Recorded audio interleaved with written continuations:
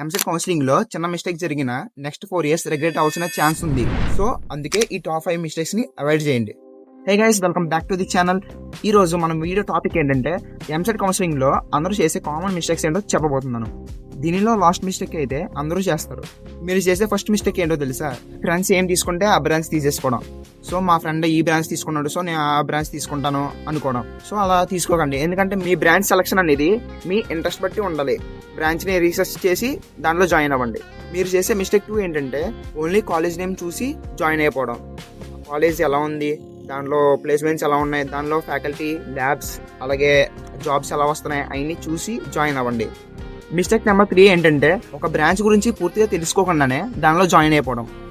So, మీరు ఏమైనా ఒక బ్రాంచ్ సెలెక్ట్ చేసుకున్నారంటే వెబ్ ఆప్షన్స్లో దాని గురించి మొత్తం రీసెర్చ్ చేయండి. వెబ్ ఆప్షన్స్లో ఏమైనా బ్రాంచ్ పెట్టారంటే ఆ బ్రాంచ్ గురించి మీకు పూర్తిగా తెలిసి ఉండాలి. దానిలో ఏమేమి చదవాలి, అలాగే ప్లేస్మెంట్స్ ఎలా వస్తున్నాయి, ఫ్యూచర్లో ఆపర్చునిటీస్ ఉన్నాయా లేదా అవన్నీ తెలుసుకోవాలి. 4th మిస్టేక్ ఏంటంటే మీరు సెలెక్ట్ చేసుకున్న కాలేజ్ ఉంది కదా, ఆ కాలేజ్లో చదువుతున్న స్టూడెంట్స్ని అడగకపోవడం. మీరు అనుకుంటారు, నేను కాలేజ్ గురించి అంతా రీసెర్చ్ చేశాను, కాలేజ్ వెబ్సైట్లో అంతా బాగానే ఉంది, అక్కడ బాగానే ఉంటుంది కాలేజ్ వెబ్సైట్ కాబట్టి.